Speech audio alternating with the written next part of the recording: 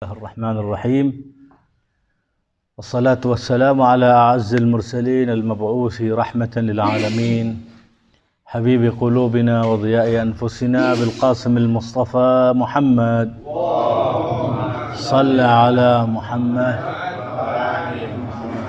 اللهم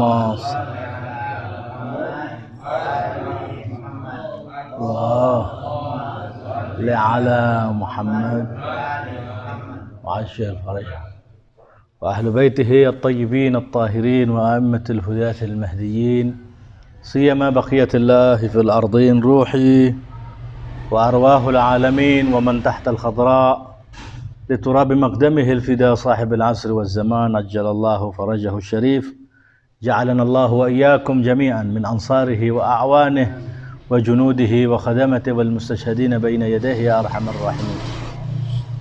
Alhamdulillah masih tetap semangat. Para pecinta itu selalu demikian. La yahimmu, la barid, la har. Mereka tidak menghiraukan baik panas, baik dingin, wa hakadha. Kulluhum yajma'uhum hubbal Husain. Semuanya masih dipersatukan dalam keadaan cinta kepada madrasah Muhammad wa ali Muhammad. Kalau dulu mungkin yang sudah pernah sampai jalan di Arba'in sebagai muqaddimah, suasana sangat mendukung. 80 km dilalui perjalanan 3 hari tanpa terasa karena sejuk, karena dingin. 3 tahun terakhir makin panas, makin panas. Tahun ini sudah di 49 derajat Celcius, panas yang luar biasa. Banyak orang yang tidak mampu melakukan perjalanan, tapi tetap ada syiarnya mereka, la yahimmu, la barid, la har. Mereka tidak menghiraukan, tidak panas, tidak dingin, semuanya ya'ti ila Abi Abdillah al-Husain. Semuanya tetap berjalan, bahkan ada yang sampai pingsan, dehidrasi, kekurangan air, tapi mereka Khuddamil Husain lebih lagi. Mereka ya capek, ya ikut jalan, yang buka tempat, yang masih mempersilahkan di tenda, mijetin orang, dan air selalu ada. Air yang segar, air dingin untuk sampai kepada ziarah Abi Abdillah. Dan kami masih nikmat ini, mungkin agak sedikit ongkep, tapi semangatnya semakin membara untuk membahas kajian fiqh Ali Muhammad, untuk mengetahui seputar, walaupun kita tidak akan terlalu mendalam, tapi kita berupaya ya apa caranya memahami tentang fiqh al-wudu hari ini. Kita akan membahas masalah seputar wudu. Jadi demikian bahwa alhamdulillah wudu itu adalah disebutnya dalam fiqh adalah dil muqaddimah yang memiliki pengantar. yakni muqaddimatul wajib. Mungkin pernah saya jelaskan, yang di kelas mungkin pernah tahu, atau bahkan di awal sebelum memasuki bulan Ramadan, ketika kita sejenak sebelum masuk masalah pembahasan puasa, kita masuk pembahasan masalah taharah, tapi sangat singkat. Ya kan, yang namanya sholat itu memiliki pengantar, ya kan, memiliki pendahuluan. Pendahuluannya adalah al-wudu. Maka tidak ada sholat kecuali dalam keadaan orang yang mau masuk dalam sholat itu memiliki kriteria, memiliki syarat. Yaitu apa syaratnya? Harus dalam keadaan tahur, harus dalam keadaan bersuci. Bersucinya yaitu dengan apa? Dengan melakukan wudu.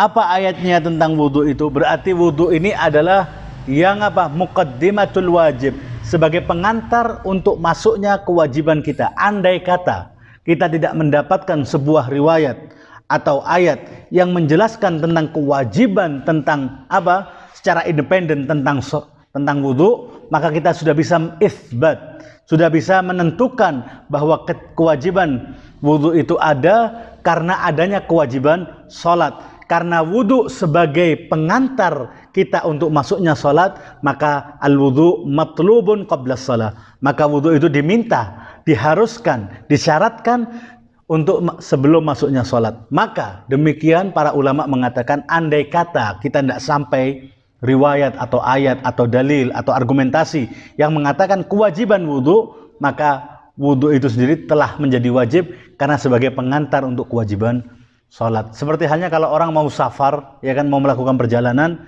dia wajib memiliki memiliki paspor, memiliki jawazus safar. Maka paspor ini adalah syarat bagi orang yang mau melakukan perjalanan.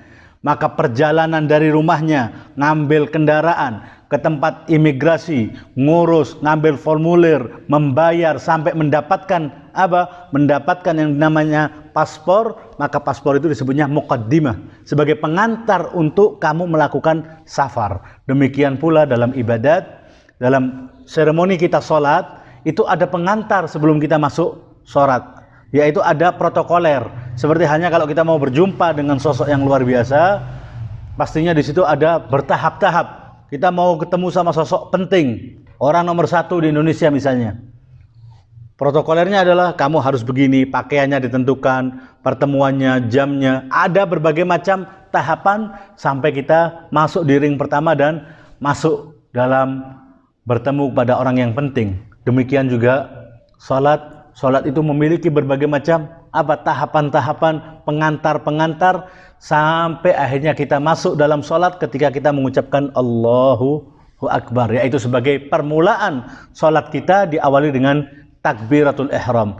Takbiratul ihram tanda bahwa kita telah masuk sholat. Maka sebelum sampainya kita takbiratul ihram dan masuk sholat, maka ada kewajiban yang disebut dengan kewajiban berwudu. Apa ayatnya wudu? Ternyata walaupun dia itu tanpa dalil sudah cukup, Allah masih menjelaskan, masih menyebutkan dalam Al-Qur'annya tentang apa? Tentang kewajiban manusia ini untuk berwudu. Bagaimana ayatnya? A'udzubillahi minasyaitonirrajim. Itu berada di surat Al-Maidah. Mungkin kalau di HP-nya ada mau dibuka silahkan. Kalau enggak ya kita akan jelasin secara sangat detail insyaallah. Kita bahas cuma satu ayat saja, yaitu surat Al-Maidah ayat ke-6. A'udzubillahi minasyaitonirrajim. Suaranya cukup jelas sampai di sana kan ya, walaupun tidak ada mic ya. Naam. Siap. A'udzubillahi minasyaitonirrajim. Bismillahirrahmanirrahim. Ya ayyuhalladzina amanu idza qumtum ilas shalah.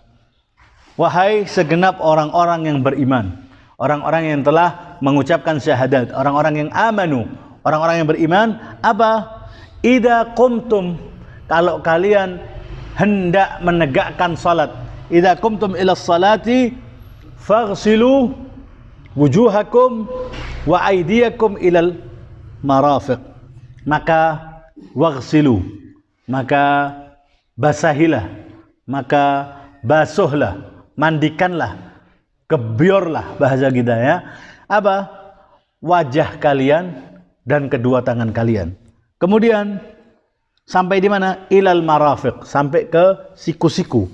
Kemudian wamsahu biru'usikum wa arjulakum ilal ka'bain, dan usaplah kepala kalian, biru'usikum, sebagian kepala kalian, dan dan wa arjulakum ilal ka'bain, dan kedua kaki kalian sampai ke punggung kaki, ilal ka'ab. Kalau kita mau menguraikan satu persatu kalimat Al-Quran ini, ya sudah, kita mulainya dari mana? Dari idza qumtum. Kalau kamu mau melaksanakan, mau menegakkan sholat, apa yang harus kau lakukan dulu? Faghsilu.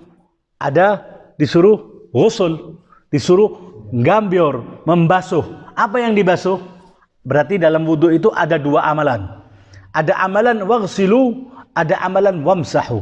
Ada yang menjadikan pembeda kita madrasah ahlul bait dengan madrasah ahlus sunnah, dengan ikhwanuna yang lainnya, muslimin selainnya. Mereka menjadikan wamsahu itu tidak ada, seolah-olah wamsahu ini tidak ada dan tidak disebutkan dalam ayat Al-Quran. Mereka semuanya waghsilu. Bagaimana memahami ayatnya itu? Mereka membacanya begini, orang-orang fuqaha, orang-orang ahlus sunnah. Bagaimana? Waghsilu wujuhakum wa aydiyakum ilal marafiq wamsahu biru'usikum wa arjulakum. Wa arjulakumnya ikut mana? Ikut waghsilu. Ikutnya kemana? Gebiorlah atau basuhlah, tidak usap. Padahal beda. Bahasa al-masah dengan bahasa al-ghusl berbeda dalam pemaknaan kosakata, baik bahasa Arab maupun bahasa Indonesia.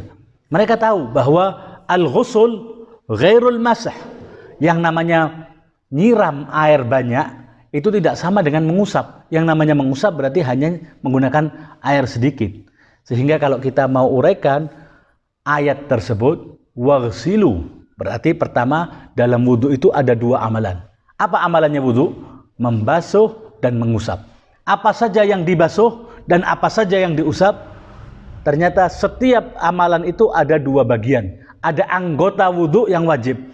Al-ghusl ada dua bagian dan al-masah ada dua bagian. Sehingga dalam bahasa Arab disebutnya al-ghuslu ghuslatan wal mashu mashatan. Naam, al-ghusl yang disiram, yang dibasuh. Ada dua anggota tubuh kita. Apa? Wujuhakum. Karena ayatnya kan tadi waghsilu, basuhlah wujuhakum. Oh, berarti anggota wudhu yang pertama yang wajib untuk dibasuh adalah pertama al-wajh. Waghsilu wujuhakum. Kemudian ada atof, diikut sertakan anggota yang kedua, yaitu apa? Wa aidiyakum, dan kedua tangan kamu. Masih dikasih tahdid lagi, ilal marafiq. Waghsilu wujuhakum wa aidiyakum, dan dua tangan kalian sampai marafiq, sampai ke siku-siku. Jahit. Sebelum kita lanjut, kita kan pernah sudah membahas dalam apa? Dalam wudhu itu indana apa? Ada yang disyaratkan minal a'la ilal asfal, ya kan? Disyaratkan dari atas ke bawah. Tidak boleh sebaliknya. Wajah juga demikian, dari atas ke bawah, ya kan? Berarti kita tanya, berapa luas wajah yang harus terkena air? Ada awalan. Seberapa yang disebut dengan wajah itu? Apa ini semuanya sampai belakang ini wajah? Atau bagaimana? Maka ulama memberikan tahdid, memberikan batasan.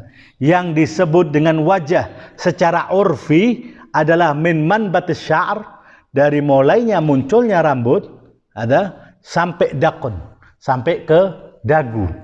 Ini tulan panjangnya. Nah, sedangkan aradan lebarnya jadi vertikal dan horizontal. Wajah ini semana besarnya yang wajib untuk kita basuh. Lagi-lagi ya, wajib kita basuh ketika apa?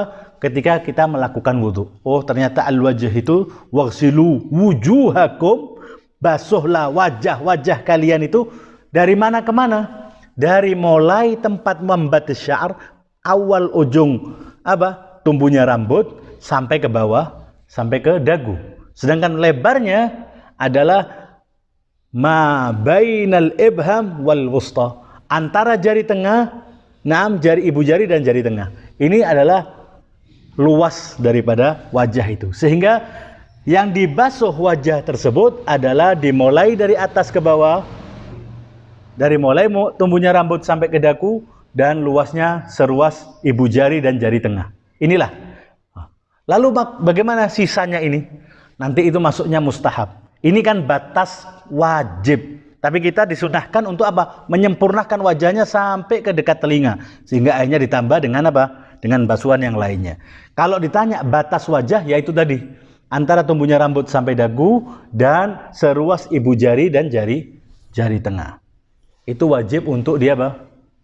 Untuk dibasuh. Awalan. Jadi, dan syaratnya juga minal a'la ilal asfal. Tidak boleh berlawan arah, atau seperti yang dilakukan kita ambil air kemudian apa? Kita basuhkan ke seluruh wajah, itu tidak diperkenankan kita. Tetap harus ngambil air, taruh paling atas, turunkan ke bawah. Alurkan lagi ke bawah. Dan begitu seterusnya. Dan kembali lagi tetap dari atas ke bawah. Tanpa diperkenankan dari bawah ke atas, dari samping ke kiri ke kanan, seperti halnya kalau kita cuci muka. Tidak segar, Ustaz. Nanti ada kalimat tidak segar. Tidak enak nanti, tidak segar. Oh, tidak apa-apa. Ambil dulu yang namanya sabun muka dulu, facial dulu, ahlan wa sahlan. Mau pakai perawatan juga tidak masalah. Tapi yang kita ini kan mau wudhu. Kalau mau wudhu ya sudah cukup itu tadi. 3 kali. 3 kali. Oh, yang pertama itu adalah wajib. Yang kedua adalah sunnah. Yang ketiga ghair masyru', tidak disyariatkan. Sehingga yang ketiga jangan dilakukan lebih baik. Jadi yang pertama hukumnya wajib, yang kedua hukumnya mustahab, yang ketiga tidak disyaratkan. Apa yang dimaksud dengan yang ketiga? Bukan berarti dia pertama yang diniatkan bahwa ini adalah basuhan pertama, maka itu hitungan yang pertama. Jadi kalau kita ngambil air mau segar-segaran, enggak masalah, ambil dulu air yang sampai segar. Siram pertama, siram kedua, siram ketiga, tapi belum diniatkan untuk basuhan wajah yang pertama. Silahkan, mau 10 kali siram boleh, 13 kali, berapapun, ahlan wa sahlan. Tapi kalau sudah dari atas ke bawah dan kita niatkan, itu menjadi hitungan pertama, basuhan yang pertama. Kemudian ngambil lagi air lagi untuk mendapatkan sunnahnya dengan basuhan yang kedua. Maka amalan yang pertama di dalam wudu adalah membasuh. Dan membasuh itu ada 2 anggota tubuh kita yang harus terkena air, yaitu yang pertama wajah. Alhamdulillah bayyana wajah. Tinggal kedua tangan. Nah, ada wawunya. Setelah waghsilu wujuhakum, kemudian Allah menyertakan dan wa aidiyakum. Aidi itu jamak yadun. Yadun tangan. Anak kecil kita biasanya kalau kita ajarikan ainun mata, yadun tangan. Yadun satu tangan. Aidi itu jamaknya tangan-tangan kalian. Seperti halnya wajah, wajhun satu wajah. Wujuh itu jamaknya, kalimat majmu'nya. Dan basuhlah wajah-wajah kalian beserta tangan-tangan kalian. Baru ketika tangan keluar itu tahdid dari Allah. Ilal marafiq, sampai ke mirfaq, sampai ke siku-siku. Kalau kita mau yang tahu belajar bahasa Arab, pernah itu di kelas kita jelasin. Said Muhammad mungkin bisa bantu nanti. Naam, ila itu artinya adalah intiha, ya kan? Ila itu arti bahasa Indonesianya adalah akhir, finish, ya kan? Min itu ibtida, start. Jadi misalnya kalau ada orang Arab mengatakan kharajtu minal baiti ilal madrasah, berarti apa? Start awalnya dari rumah, akhirnya finishnya di mana? Adalah masjid. Kharajtu minal madrasah ilal masjid. Min wa ila. Min itu dari, ila itu ke. Yang artinya ke itu harusnya akhirnya di situ. Berarti kalau kita mau menerjemahkan ayatnya, ya kan? Ini kita belajar istidlali. Belajar bagaimana orang ini seorang faqih, marja itu mencetuskan atau menfatwakan hukum tentang sholat. Apa itu? Ada dalilnya? Nah, ada dalilnya. Waghsilu wujuhakum wa aydiyakum ilal marafiq. Ilal marafiq berarti kalau ila itu tujuannya berarti intiha, berakhir. Berarti kebalikannya. Orang Syiah ini salah memahami ayat madrasah ini. Harusnya berarti kan minal asabi ilal mirfaq, ilal marafiq. Mirfaq itu mufradnya, marafiq jamaknya. Berarti harusnya minal asfal ilal a'la, bukan minal a'la ilal asfal. Kalau menurut ayat itu. Jadi basuhlah wajah kalian dan tangan kalian sampai ke siku-siku. Sampai ke siku-siku. Yang namanya sampai berarti akhir kan? Berarti awalnya mana? Awalnya jemari, jari-jari kita ini awalnya, startnya. Akhirnya mana? Siku-siku, berarti berakhir di siku-siku. Berawal di mana? Di jari jemari. Berarti salah kita ini selama ini. Yang benar harusnya apa?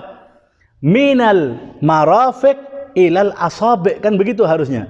Jadi kalau kita mau benarkan kita dalam berfatwa, harusnya begini ayatnya. Kalau kita mau menguatkan ya. Waghsilu wujuhakum wa aydiyakum minal marafiq ilal asabi'. Tapi ayatnya tidak ada itu. Yang ada cuman waghsilu wujuhakum wa aydiyakum ilal marafiq. Kira-kira ada yang bisa bantu jawab? Ini Hauza, Muhammad, Mustafa, lainnya. Ada yang ingat? Nah, oh ternyata. Naam, minal a'la ilal asfal itu dipahami juga dari ila itu. Jadi kan tadi kan kita katakan min itu di awal, ila itu di akhir. Jadi min itu startnya, finishnya itu di ila. Harusnya kalau minal madrasah ilal masjid, berarti dia keluar dari rumah, dari madrasahnya, dari sekolah menuju masjid. Masjid itu tempat akhirnya, ya kan? Tapi ada ila itu di sini artinya adalah ma'a, yaitu bersama. Oh, berarti kalau bersama artinya apa? Maka siramlah. Maka basuhlah bersama dengan siku-siku kalian. Hanya untuk tahdid, hanya untuk memastikan bahwa yang namanya tangan itu bukan sampai ke lengan, di bawah lengan ini semua tangan kan. Cuman Al-Quran ingin membatasi Syariat mau membatasi yang disebut dengan tangan itu tidak perlu sampai ke bagian atas ini, sampai ini semuanya kan tangan ini kan dalam bahasa. Tapi dikasih tahdid, dibatasi ma'al marafiq, yaitu dimulai dari mirfaq, yang ila di sini artinya adalah ma'a, sehingga bersama besertaan dengan apa? Tanganmu dimulai dari siku-siku menuju ke bawah, yaitu sampai jemari kita. Jadi itu amalan pertama dalam wudu adalah al-ghusl, yaitu memandikan, membasuh, menggebyur, mensiram atau apapun itu al-ghusl. Jadi al-ghusl ada dua bagian. Yaitu apa tadi? Wajah dan kedua tangan, baik kanan dan kiri. Zaid. Masuk ke amalan kedua di dalam wudu. Amalan kedua, kita bergerak dari setelah membasuh menjadi apa? Yang disebut dengan al-masah, mengusap. Tidak lagi membasuh bahasa Al-Qur'annya. Wamsahu, imsah, masaha itu artinya adalah mengusap. Orang Yahudi, orang Ibrani, orang apapun itu etnisnya, orang Jawa, orang Sunda, ya kan? Kalau tahu yang namanya al-masah itu pasti kalau dia tahu literatur bahasanya adalah mengusap.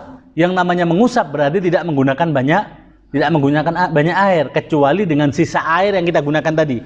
Makanya didahulukan al-ghusl, didahulukan membasuh dulu, baru ayatnya datang setelahnya al-masah, mengusap. Karena apa? Yang namanya mengusap menggunakan sisa air dari basuhan tadi itu. Oleh karena itu kita dalam madrasah Ahlul Bait, ketika kita berwudu disyaratkan apa? Masahnya itu adalah menggunakan al-mutabaqi, yang tersisa daripada air wudu kita dari basuhan wajah dan kedua tangan itu. Basahan itulah yang kita usapkan ke bagian kepala dan kaki.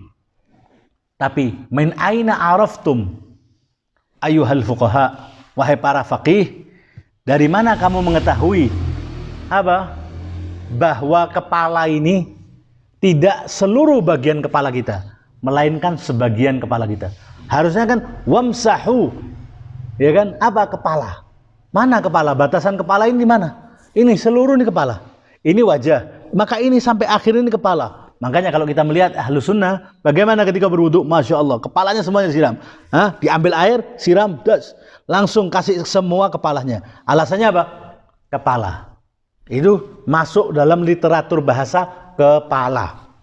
Lakin yang kita pahami bahwa ternyata dalam ayat itu ada wamsahu bi ru'usikum. Ba ini artinya ba'du, artinya untuk tab'id. Bi ba'di ru'usikum. Artinya apa?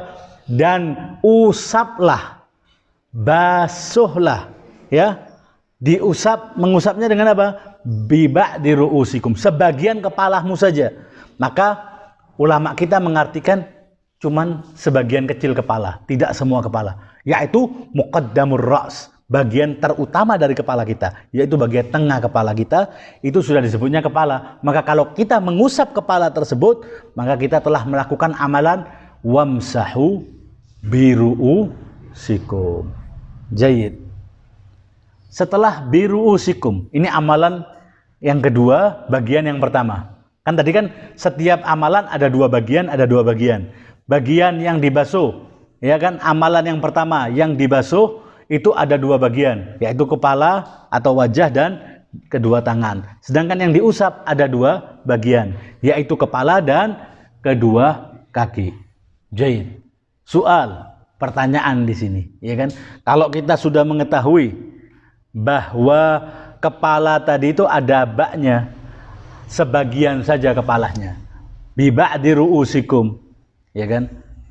Kok enggak bahas fikih, Ustaz? Ini bahas fikih ya. Karena pembahasan inti fikihnya sudah pernah Anda sampaikan. Jadi Anda mau mengutarakan orang fuqaha, Said Ali Al-Khamenei atau para mujtahidin, bagaimana mereka itu istimbat hukum, bagaimana mereka itu memproses hukum ini sampai kita menjadi sebuah paket hemat, yaitu bagaimana caranya wudu sudah matang, enggak perlu lagi tahu alasannya, dalilnya, argumentasinya.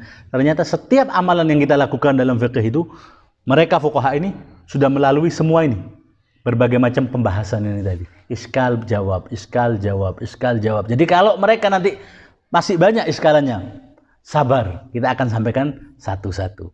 Biruusikum, oh ternyata enggak semua kepala seperti yang dilakukan. Terus kepala juga bukan digambior, tapi bahasanya wamsahu, ya kan? Wamsahu biruusikum. Khalas. Bagian yang kedua dari yang diusap, yaitu wa'arjulakum. Ayatnya wa'arjulakum, ya kan? Wal ajib, kebanyakan muslimin wawunya ini ikut kemana? Ikut ke ghusul, ikut atofnya, kembalinya disertakannya di mana? Waghsilu. Dalilnya apa dalilnya? Alasannya karena sama-sama dibaca nasab, sama-sama dibaca fathah. Kan tadi kan ayatnya wujuhakum wa aidiyakum wa arjulakum. Harokatnya sama. Jadi mereka dikatakan apa? Oh ternyata yang namanya kaki ini ikut yang digambior, bukan ikut yang diusap. Padahal sudah ada kata baru kan? Setelah waghsilu. Jadi mereka itu berdalilnya begini. Waghsilu wujuhakum wa aidiyakum wa arjulakum. Wamsahu biruusikum. Begitu. Kalau kita enggak, ya sesuai dengan ayat tadi itu. Bagaimana ayatnya? Waghsilu wujuhakum wa aidiyakum ilal marafiq. Selesai. Ada amalan baru, wamsahu biruusikum wa arjulakum. Kok bisa begitu? Harusnya kalau wawunya ini atofnya ke wamsahu, harusnya kaki itu dibacanya wa arjulikum. Pakainya sama-sama jar. Kalau ada papan tulis mungkin lebih bisa kelihatan jelas. Wa arjulikum. Ya wa arjulikumnya? Harusnya dibacanya begini. Wamsahu biruusikum wa arjulikum. Oh, wa arjulikumnya ikut mana? Ikut yang wamsahu. Sedangkan dalam Al-Quran kalau kita buka, bagaimana ayatnya? Wa arjulakum. Ikutnya kemana? Ikutnya ke waghsilu. Ada yang bisa jawab? Ada yang ingat? Anda bacakan ya ayatnya ya. Kalau bisa buka semuanya, coba di HP-nya buka semuanya. Biar kelihatan, biar tahu. HP-nya dibuka semuanya. Al-Maidah ayat ke-6.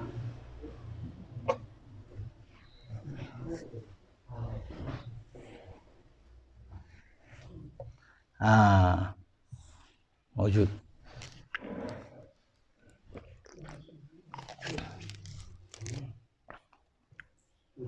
Jahit, sudah ketemu semua? Al-ayah. Kita baca ya. Bismillahirrahmanirrahim. Al-Maidah ayat ke-6. Surat Al-Maidah ayat ke-6. Apa lafadznya? Teks Al-Qur'annya, ya ayyuhalladzina amanu idza qumtum ilas salati. Ini selesai ya, tadi terjemahannya sudah. Wahai orang-orang yang beriman, kalau kamu hendak menegakkan sholat, maka wudhulah, gitu. Cuman dijelasin satu persatu. Kalau kamu hendak melakukan sholat, maka faghsilu. Faghsilu. Ighsil artinya apa? Mandi, gebyor, siramlah. Waghsilu wujuha. Pakai fathah. Wujuhakum. Kemudian atofnya wa aidiyakum, sama-sama fathah. Wujuhakum wa aidiyakum ilal marafiq. Jayid. Kemudian ada fi'il lagi, fi'il amr lagi, kata perintah lagi. Kalau tadi gambiorlah. Kalau tadi basuhlah wajah kalian dan tangan kalian. Kemudian ada fi'il lagi, wamsahu, ada al-masah, usaplah. Wamsahu biru'usikum. Lihat huruf sinnya. Harokatnya apa? Majrur. Harokatnya ada kasrohnya di bawah. Biru'usikum. Karena ada harful jar. Harful jar itu menjadikan setelahnya majrur. Wa arjulakum. Lamnya lihat. Wa arjula. Ya kan? Wa arjulakum. Berarti wa arjulakumnya ikut di mana? Ikut yang di wujuhakum wa aidiyakum wa arjulakum. Begitu. Ya. Jadi ahlu sunnah menfatwakan, memaknai ayat ini bagaimana? Memaknai ayat ini dia memahami begini. Jadi waghsilu wujuhakum wa aydiyakum wa arjulakum. Karena wa arjulakumnya sama-sama dibaca fathah. Harusnya kan wa arjulikum supaya apa? Dia ikut sama yang wamsahu. Jadi ilahuna. Ada kira-kira yang bisa menjawab? Mana yang lebih kuat kira-kira? Madrasah Ahlul Bait, madhab Syiah, atau madhab jumhurul muslimin, kebanyakan muslimin ini. Ternyata hatta mereka sendiri mengatakan ternyata ayat ini harusnya naam, dibacanya biru usikum karena kemasukan ba. Buang baknya. Kalau kita mau buang baknya, apa yang kita baca? Kata bacaannya. Biru usikum, baknya dibuang. Wamsahu ru'usakum wa arjulakum. Hanya saja harfu ba itu dalam bahasa Arab anak emas. Bisa masuk kapan saja dan langsung menjadi hukumnya majrur. Kalau tadi ini baknya ndak ada, dia sama-sama jadi nasab juga. Wamsahu ru'usakum wa arjulakum. Oh, ternyata wa arjulakum minal ma'ib jiddan. Orang yang ahli bahasa itu aib, keburukan yang sangat jelek kalau ada ma'tufnya lebih dekat, ngikut yang lebih jauh. Kan ini ada wamsahu. Wamsahu ini lebih dekat wa arjulakum. Tidak boleh dia ikut yang waghsilu yang lebih jauh. Harusnya bagaimana? Harusnya dia ngikut yang lebih dekat. Kenapa kalian kok jadikan kakinya disiram, ya kan? Dengan pep mengucur langsung disiram kakinya. Padahal ayatnya wamsahu biru'usikum wa arjulakum. Mereka sendiri akhirnya memberikan fatwa lebih baik atau boleh bagi kalian, bahkan itu yang mutabik, itu yang sesuai dengan ayat Al-Quran untuk kamu ketika berwudu dan ketika melakukan apa? Nyiram air tadi itu lebih baik jangan disiram kakinya. Amalan bil ayah, untuk melakukan sesuai dengan ayat tersebut, yaitu dengan apa? Hatta ahlu sunnah. Ya ini menurut Malikiyah, menurut Hambali, madhab Hambaliyah dan lainnya, semuanya mereka mengatakan kalau tidak disiram juga tidak masalah. Kenapa? Karena ayatnya disuruhnya wamsahu. Wamsahu biru'usikum wa arjulakum. Tapi kalau mereka karena sudah ngikut Imam Syafi'i, Imam Syafi'i memaknai ayat ini wa arjulakumnya, wawnya ini atofnya kepada al-ghusul. Jadi kakinya harus disiram. Cuman kepala saja yang diusap, sehingga mereka kalau kepala cuma diusap begini kan, tidak disiram air. Tapi kalau kaki disiram sama air, karena kenapa alasannya? Karena kaki ini ikut sama yang paling jauh, yaitu al-ghusul, bukan mengikuti al-masah. Sedangkan kita ini menjadi khas, menjadi ciri khasnya madhab Ahlul Bait, yaitu mereka tidak menyiram kakinya, yaitu hanya saja mengusap. Setelah kepala atau wajah dan kedua tangan, maka kita usap kepala, yaitu ar-ra's, dan kedua kaki. Yang latif, ini lihat a'immatuna, satu kejadian, seorang mu'min ta' yang kerjanya sama orang Bani Abbas. Ini ceritanya ada kaitannya dengan apa? Dengan masalah ghusul. Orang ini imam sudah memberikan hukum khusus sama dia. Apa? Kamu, wahai, namanya Lupana, siapa itu si sahabat ini, kerja menjadi wazir, orang kepercayaannya daripada Harun ar-Rasyid. Naam, dibilang sama Imam Musa al-Kadhim, kamu ada orang, tidak ada orang, kakimu siramlah, jangan diusap seperti halnya kami mengusap kaki kami ketika wudhu. Selalu gebyur seperti halnya semua muslimin melakukan hal tersebut. Kan mereka itu kan begitu kan, selalu bagaimana madhab Ahlul Bait, mereka ngambil sebaliknya. Dan itu pasti. Kita mengatakan ini, mereka mengatakan sebaliknya. Makanya kita akhirnya bagaimana? Khudu mara'au wadaru mara'au. Mana yang benar? Yang hampir kebalikannya mereka. Itu yang benar. Hadau. Jadi wolak-walik, apa yang mereka itu dibalik persis itu, maka itu yang benar. Benar-benar apa yang jauh dengan mazhab Ahlul Bait itu yang, karena mereka menginginkan demikian. Yang penting jangan sama. Nah, apa? Katanya imam, kamu ada orang, tidak ada orang, apa? Lakukanlah gebyur sudah, siram kakimu, ya. Sampai akhirnya ada syai'at. Ada apa? gosip kuat bahwa ini pengikutnya Musa al-Kadzim. Orang ini Syi'i ya, Harun ar-Rasyid. Yang orang kau percaya ini Syiah. Ngamuk Harun ar-Rasyid. Lah, ini orang kepercayaan, tidak mungkin dia pengikutnya Alawi, pengikutnya Madrasah Ahlul Bait. Cari tahu. Apa? Dilihat, digeledah rumahnya, tidak ada indikasinya. Katanya mereka gampang caranya. Apa caranya? Lihat wudhu dia di malam hari. Kalau dia wudhunya itu diusap, pasti dia orang Syi'i. Tapi kalau enggak, berarti dia Sunni. Hadal Habib, orang ini apa? Sudah dapat tahu dari Imam Musa al-Kadzim. Ada orang gebyuran sikilmu, ya kan? Dan benar dia mau sholat malam, diintai, diikuti terus, dimata-matai terus, tanpa sepengetahuannya dia, dilihat ternyata apa? Kakinya disiram seperti hanya Ahlus Sunnah. Kebesokan harinya ceritakan ke Harun ar-Rasyid bahwa dusta semua tuduhan yang diberikan kepada fulan ini bahwa dia tidak Syiah. Dalilnya apa? Bahwa ketika wudhu ngebyur kakinya. Nah, setelah kejadian itu orang ini datang lagi kepada Imam Musa. Imam Musa mengatakan, mulai hari ini ente jangan lagi ngebyur kaki ente, usap seperti hanya kami mengusap kaki. Wahakadza. Jadi intinya ternyata dalam wudhu itu ada dua amalan. Wamsah waghsilu wujuhakum wa aydiyakum ilal marafiq wamsahu biru'usikum wa arjulakum. Sampai di mana? Ilal ka'bain. Lagi-lagi ilal ka'bain. Iya kan? Apa itu yang disebut ka'ab? Ka'ab itu adalah punggung kaki. Iya kan?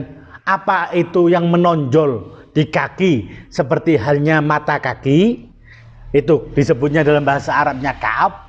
Atau seperti hanya kita meyakini bahwa al-ka'ab itu adalah bagian yang paling buruz. Al-ka'ab itu arti letternya adalah apa? Punggungnya unta yang lebih punuk. Bahasa Jawa. Bahasa Indonesianya apa itu? Punuknya unta. Itu ka'ab disebutnya. Ilal ka'bain berarti kaki yang sampai di punuknya kaki. Berarti gitu. Dan usaplah kaki kamu sampai punuk. Begitu kalau diterjemahkan di bahasa Indonesia. Berarti yang mana yang punuk? Ikhtalafu. Lagi-lagi di sini apa? Ada ijtihad. Apa yang disebut dengan al-ka'ab? Akhirnya mereka mengatakan Ahlus Sunnah mata kaki ini yang paling menonjol, disebutnya ka'ab. Kalau yang kita enggak. Ya ini kan dari kaki kita. Ini misalnya ini jemari kaki kita. Tiba-tiba kan paling tinggi ini ya sini. Bagian punggung kaki. Punggung kaki itulah yang kita yakini sebagai ka'ab. Maka cukuplah seorang mukmin ketika berwudu untuk mengusap sampai ka'ab saja. Tidak perlu sampai di mana? Tidak perlu sampai diiringkan di mata kaki. Mau dilakukan untuk ihtiyatan, labas, tidak ada masalah, tapi yang cukup, yang wajib adalah sampai di situ atau sampai ketemu dengan kaki lagi. Ini sampai bertemu dengan pergelangan kaki, kemudian ada kaki ke atas, ya kan? Cukup sampai di situ saja. Dimulai dari ujung kaki, jemari kaki ini, ya kan? Kenapa kok contohnya tangan? Karena kayak tidak sopan kalau kakinya dinaikkan sini kan ya. Ini anggap kaki, ini jemarinya, ini punggungnya, kemudian sini kan ada kaki yang naik ke atas itu ya. Ya sampai di sini boleh. Mau diiringkan sampai kemana? Ke mata kaki juga tidak masalah. Nanti kita bacakan fatwanya Sayyid Al-Khamenei bagaimana? Apa boleh? Katanya Sayyid Khamenei, tidak perlu kamu sampai ke mata kaki. Supaya apa? Khilafan sama mereka. Sama Ahlus Sunnah wal Jamaah. Tidak perlu. Ada di Ajubah Istifta'at tadi kita baca. Apa perlu kita sampai ke mana? Ke mata kaki? Tidak perlu. Tapi kalau mau dilakukan sampai ke mata kaki juga tidak ada masalah kalau kering.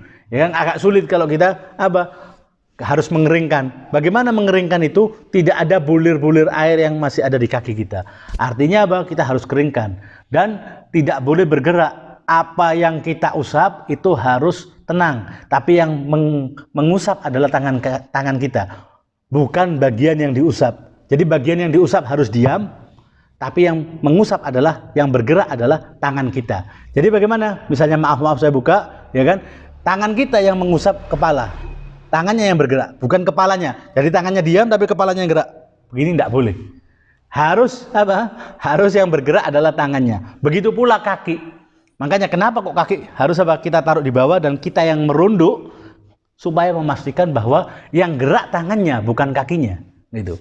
Karena yang kita usap, yang diusap itu harus tetap tenang, tapi yang bergerak adalah tangannya. Wahakadha. Sampai ini masih apa? Kurang dari satu ayat, ya kan? Masih lanjut apa? Ilal ka'bain wa in kuntum junuban. Kelanjutannya adalah masalah mandi.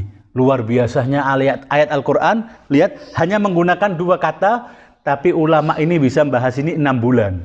6 bulan hanya mengatakan apa? Ijtihad tentang wamsahu, wamsahu, wamsahu. Wamsahu aja sudah wadih maknanya, ya kan, sudah jelas. Cuman apa dalilnya? Dikasih bumbu lagi, dikasih penyedap lagi, kasih micin biar enak, ya kan? Barulah jadi hukum yang namanya wudu. Begitu pula juga apa? Ilal ka'bain. Ya, ilal ka'bain, kenapa yang diusap kok tidak disyaratkan minal a'la ilal asfal, sebaliknya daripada al-ghusl? Bagian amalan wudu yang dibasuh harus dari atas ke bawah. Sedangkan kalau rambut dan kaki kok enggak dari atas ke bawah? Nah, ada liwujudur riwayah, gitu ya. Nah, juga karena ilal ka'bain, ilahnya kan juga intiha, berarti ibtidaan minman, ibtidaan dimulai dari jemari sampai berakhir ilal ka'bain. Kalau yang tadi ilal marafiq, ilahnya artinya ma'a, bukan apa sebaliknya. Jadi yang disyaratkan minal a'la ilal asfal, yang disyaratkan harus urut dari atas ke bawah, itu adalah yang bagian di ghusl, bagian yang dimandikan atau yang dibasuh, bukan yang diusap. Sedangkan yang diusap itu tidak disyaratkan, makanya kita boleh ke samping, ke kanan, ke kiri. Begitu pula kaki, tidak disyaratkan minal a'la ilal asfal. Wahakadha. Itu cuman sedikit daripada ayat tersebut. Setelah ini maka ada apa? Masalah yang muncul. Apa? Bahwa kenapa kok kita matikan keran ketika kita membasuh tangan kiri kita. Kita lakukan nggak itu biasanya? Ya kan? Kalau kita habis basuh wajah, ya kan, sudah dihitung 1 kali sunnah, 1 kali wajib, ditambahi 1 kali lagi untuk mendapatkan sunnah. Kemudian tangan kanan, selesai tangan kanan, tangan kiri. Ketika ngambil untuk tangan kiri, kita matikan kerannya, pipenya kita matikan, baru kita basuh, ya, kita basuh tangan kita, baru kita menjauh. Kenapa kok kita matikan terlebih dahulu? Itu hukum kan di situ. Sayyidul Qaid mengatakan kalau kita lupa mematikan, jangan kamu matikan, biarkan dia nyala, tapi usaplah dulu kepala dan kaki untuk memastikan. Tujuannya itu untuk memastikan bahwa tidak ada air baru yang di tangan kita. Karena kan syaratnya untuk mengusap kepala dan kaki itu adalah dengan sisa air yang kita gunakan dari wajah dan tangan. Tidak boleh ada air baru lagi nih. Kalau ada cipratan air baru, maka nanti akhirnya mengharuskan kita mengusap dengan air yang baru, maka batallah wudunya. Akhirnya biarkan nyala dulu, atau kalau tidak, matikan terlebih dahulu supaya kita mendapatkan keyakinan. Hada awalan. Kedua, misalnya ada lagi hukum, ini disebutnya bahsul masailil wudu. Kalau tadi inti daripada wudu, apa itu misalnya? Nah, kan masuknya di taharah, kemudian setelah taharah masih loading. Nah, setelah taharah masuk ada wudu. Wudu nanti ada masailnya, apa yang boleh, apa yang tidak boleh, dan lain sebagainya. Ahkamil wudu. Ada sekitar berapa pertanyaan di sini? 46 pertanyaan. Jadi kalau kita kan semua orang ini ada multi bahasa ini. Jadi buka ajubah istiftaatnya Sayyidul Qaid, ya kan? Ini adalah mauqi' resmi Samahat Al-Qaid Ayatullah Al-Udhma Al-Marja' Hakim Jami' Al-Syara'id Ali Husaini Al-Khamenei, Al-Imam Al-Khamenei Rahbar. Di situ ada macam-macam ajubah istiftaat, pertanyaan terbaru, kita bisa bertanya dengan multi bahasa. Mulai dari bahasa Arab, bahasa Inggris, bahasa Indonesia, bahasa apapun ada. Nah, di sini kalau kita buka apa tadi itu? Ajubah istiftaatnya keluar macam-macam, ada ahkamil wudu. Apa yang tidak boleh, apa yang boleh, dan lain sebagainya.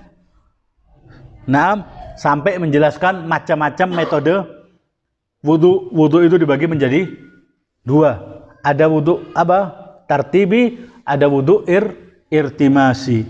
Ada yang pernah tahu? Yang muda-muda? As-Sayyid Al-Jufri. Nah, tahu apa itu irtimasi? Habib Muhammad, semuanya yang lainnya. Nah, interaktif biar makin panas kita. Nyemplung. Kum. Nah, ya apa caranya? Berarti kalau mandi alhamdulillah kita tinggal nyemplung. Tapi kalau wudu irtimasi ya apa?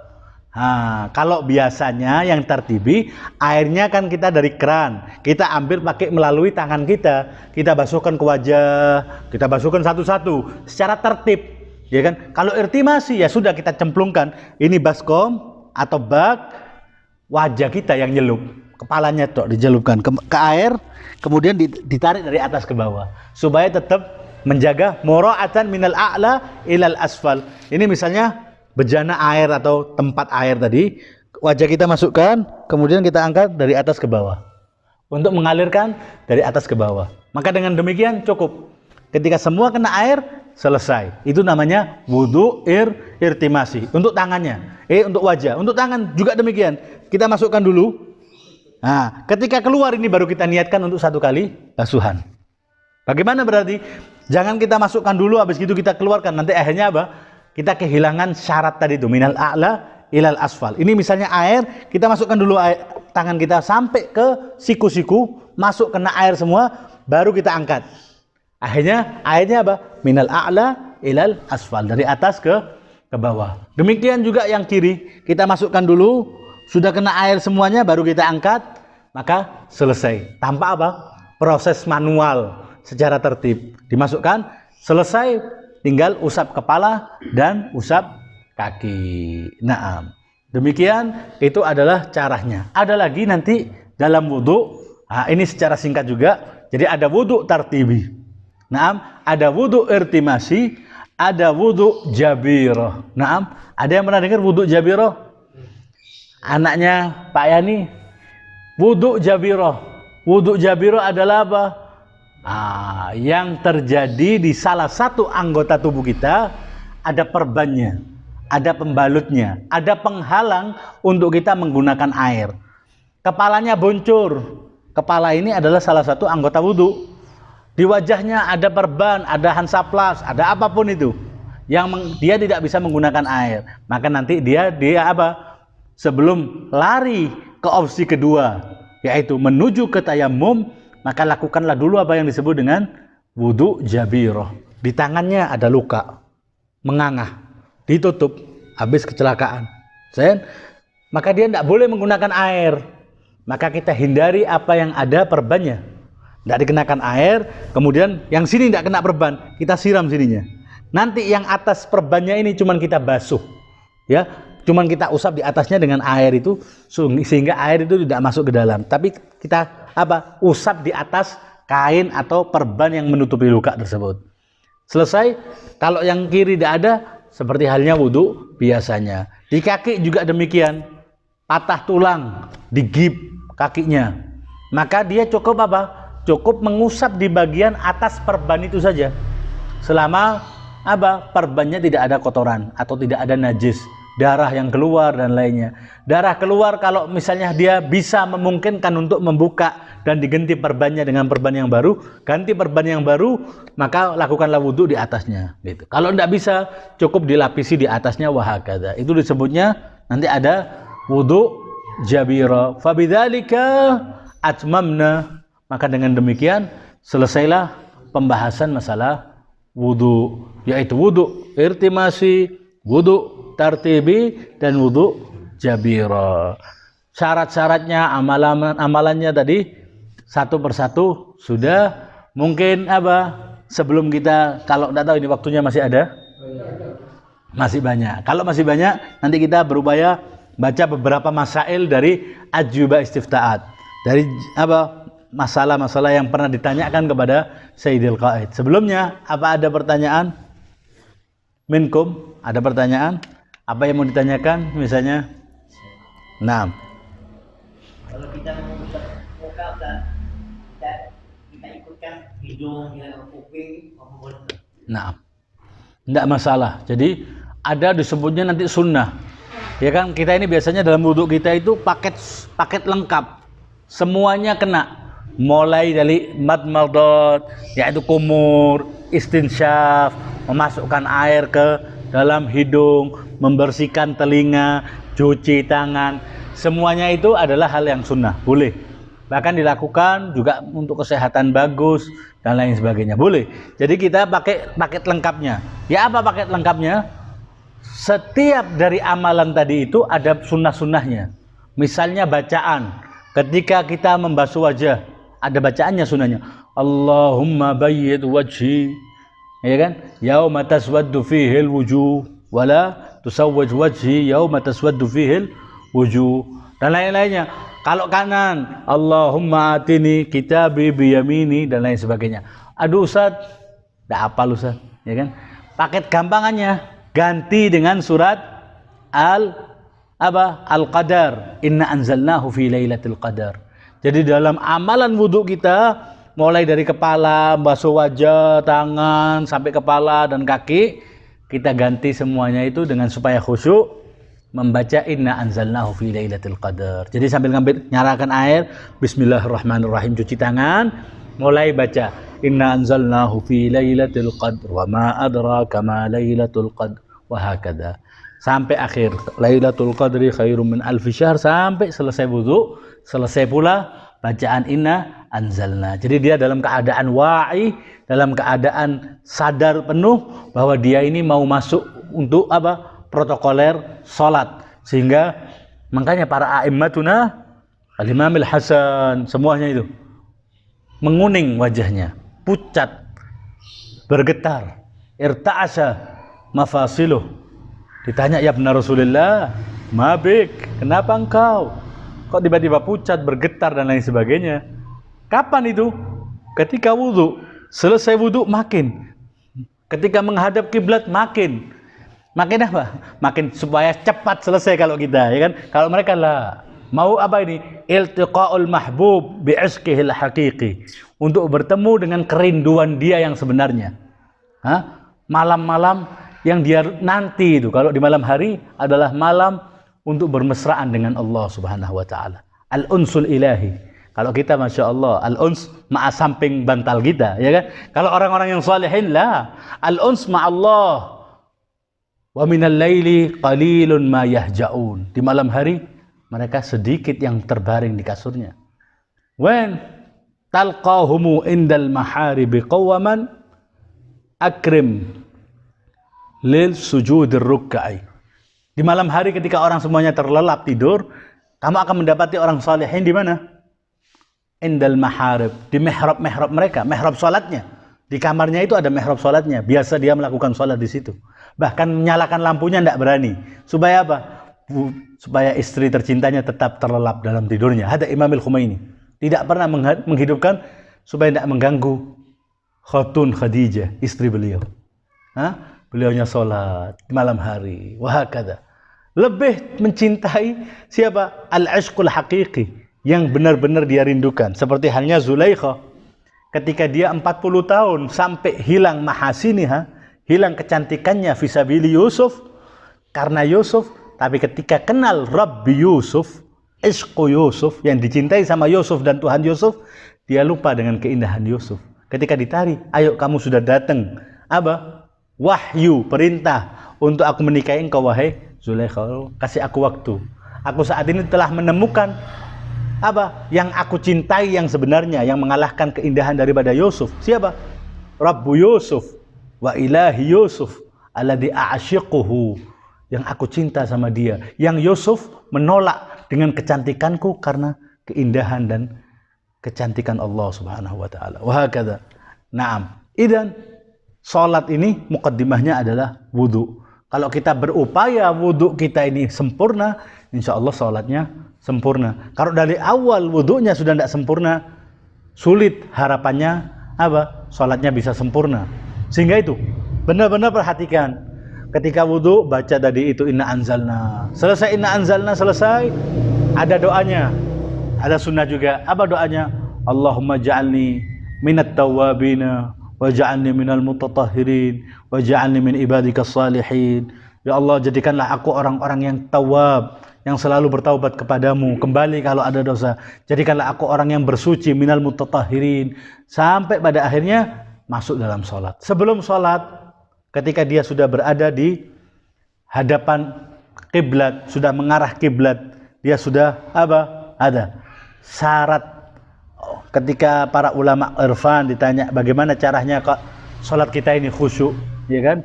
Salah satunya adalah indahkan wudhumu. Dimulai dari wudhunya. Selesai, sebelum sholat, jangan pernah masuk sholat kecuali ada iqamah dulu. Walaupun di sana sudah adzan nih, kita tidak perlu adzan misalnya. Tinggal iqamat. Iqamatnya jangan ditinggalkan. Kita hatta iqamat. Ana pribadi, berat mau iqamat. Langsung sudahlah. Kita karena apa? Karena merasa sudah dekat sama Allah. Jadi tidak perlu itu. Protokolernya tidak perlu. Padahal sangat ditekankan jangan pernah masuk ke sholat kecuali telah iqamatus shalah. Iqamatus shalah dulu. Allahu Akbar, la ilaha illallah. Kalau sudah ada kalimat qad qamatus shalah, sebagian ulama mujtahidin mengharamkan kita berucap, mengatakan kalimat apapun lagi, sehingga kita fokus benar-benar mau masuk sholat ini, tidak softo. Sudah mau. Kalau sudah ucapan qad qamatus shalah, intahal kalam. Enggak boleh ada lagi kalimat luruskan, ini lagi lah, khalas. Selesai sudah. Fokus masing-masing ma'a rabbihi, dengan Tuhannya. Selesai, lihat maudhi'as sujud. Ini syaratnya. Maudhi'as sujud dilihat, tempat yang dia sujud dilihat sehingga dia merundukkan, melihat seperti halnya al-'abd baina yaday rabbih. Sebagaimana seorang budak di hadapan tuannya. Ya apa dia kalau hakada. Ana pernah nemuin, ana sebut namanya Sayyid Radiyuddin Al-Mar'ashi. Umurnya waktu ana ketemu 70 lebih sudah. Dianya sakit, tidak bisa jalan ini orang. Minal irfan, minal ulama al-arifin. Naam, ngimamin di mana? Di tempatnya Imam Humaini waktu itu ngimamin di Najafil Ashraf. Di Masjid Syekh Al-Ansari. Beliau ini di kursi roda tidak bisa berdiri. Subhanallah, setiap kali sholat dia berdiri. Kok mampu? Tidak mampu loh ini. Berkali-kali dia ini kalau mau berdiri ditolong 2-3 orang. Tapi kalau dia sholat, apa dia melakukannya? Berdiri. Ditanya, Sayyidana, kamu kok memaksakan? Dia jawabannya apa? Aku malu di hadapan Tuhanku untuk aku tidak berdiri dalam sholatku. Padahal dia sudah apa? Sudah tidak mampu dan lain sebagainya. Sampai akhirnya dia berdiri pegangan dengan mimbar. Ketika mau rukuk, dibantu rukuk sama orang lain. Karena dia sudah lumpuh. Kemudian wahakadha. Imam Khomeini, semua pernah menyaksikan, ya kan? Bagaimana di detik-detik akhir kehidupan beliau. Naam, semua atibba, dokter spesialisnya beliau, yang nangani beliau mengatakan, sudahlah, Imam, sholatlah kamu dalam keadaan duduk. Kata Imam, lah, ana arba'ina sanah aku sholat dalam keadaan aku berdiri. Aku saat ini masih mampu. Ana minta dibopong. Lihat terakhirnya. Beliau dibantu kanan kirinya ada orang berdiri. Ketika beliau mau rukuk dipegangin, mau sujud dipegangin. Karena apa tadi itu? Karena rasa malunya seorang hamba di hadapan Tuhannya Allah Subhanahu wa taala. Sampai pada akhirnya sudah mulai tidak sadar, masih minta selalu kalau waktu jam sholat untuk dibangunin. Kalau lagi istirahat. Pernah satu kali Sayyidnya, anaknya Sayyid Ahmad, sudah adzan sampai 15 menit. Lebih dari 15 menit dari adzannya. Adzan yang diumumkan di Iran waktu masuk adzan. Karena masih istirahat baru tertidur. Karena sakit tidak tidur-tidur, baru enak tidur tidak dibangunin. Padahal imam sudah ngasih wasiat, bangunin aku kalau adzan. 15 menit bangun imam. Ngelihat sudah adzan 15 menit, wajahnya berubah, marah sama anaknya. Bukankah aku sudah wasiatkan minta kamu untuk aku bangunkan? Ya Sayyid Walid, abahku baru 15 menit. Berubah. Aku menjaga untuk sholatku tidak pernah tinggal 5 menit dari waktunya selama tidak kurang dari 40 tahun lebih. Dan aku saat ini sakit. Sudah aku perintahkan kamu untuk jangan lupa bangunkan aku. Hada Imam Al-Khomeini. Wahakadha. Apa hasilnya? Merealisasikan keinginan seluruh para anbiya, yaitu mendirikan sebuah negeri Islam. Wahakadha, orang-orang ulama, Syekh Bahjat juga begitu, umurnya hampir 100 tahun. Berjalan tidak mampu, tapi kalau sudah sholat, seperti hanya pemuda. Wah, kata. Semuanya berebut ingin sholat di belakangnya. Padahal sholatnya ya sama seperti sholat baqiyatil insan, selain daripada manusia. Dari mana itu dapatnya? Awalan dari wudhunya. Setelah dari wudhunya, Syekh Bahjah juga ditanya, ya apa caranya khusyuk? Setelah wudhu kamu indah, tura'il wudhu, ri'ayatal wudhu haqiqiyah, menjaga wudhunya secara sebenar-benarnya, kemudian dia apa? Bertawassul kepada sahibuz zaman. Jadi setelah waktu mau sholat, dia ingat sama imam zaman kita. Supaya dikasih kesempatan untuk bisa nikmatnya sholat khusyuk. Nah, selesai itu membaca istighfar. Ada lagi doa yang tadi yang biasa dibaca oleh mukminin ketika sebelum sholat. Apa doanya? Ketika sudah istighfar atau tadi setelah qad qamatus shalah, Allahu akbar, la ilaha illallah, imamnya boleh mengingatkan untuk merapatkan shaf, sawu sufufakum boleh dan lainnya, ngelihat kanan kirinya kalau sudah rapi, dia kembali lagi melihat mana? Selalu lihat maudhi'as sujud, tempat dia sujud. Jadi matanya tidak kemana-mana. Ini untuk selalu tidak pecah fokus, lihat tempat sujudnya. Jadi tempat dia mau sujud dia lihat terus. Setelah itu dia baca apa doanya tadi? Doanya ada dilakukan juga luar biasa. Apa doanya? Ya ilahi ya muhsin, wahai zat yang muhsin, yang maha indah, yang penuh kebaikan. Ya muhsin, qad atakal musi wa qad amartal muhsin. Wahai zat yang baik, telah datang orang yang jelek padamu. Al-musi maksudnya i'tiraf, mengakui bahwa kita ini penuh dengan kejelekan dan dosa. Ya muhsin, qad atakal musi wa qad amartal muhsin. Kau telah perintahkan aku yang baik, yaitu salat. Fatajawaz ma indana bi jamili ma indak. Maafkanlah apa yang ada pada kami dengan kebaikan apa yang ada pada dirimu ya Allah. Antal muhsin fa anal musi. Karena engkaulah yang muhsin, yang maha baik, sedangkan aku yang musi, yang penuh dengan sayyi'at dan kejelekan. Jadi dia iktiraf amam Allah, tidak congkak bahwa benar-benar aku ini salah, aku ini kurang. Tapi engkau perintahkan yang kebaikan, aku menginginkan kebaikan itu.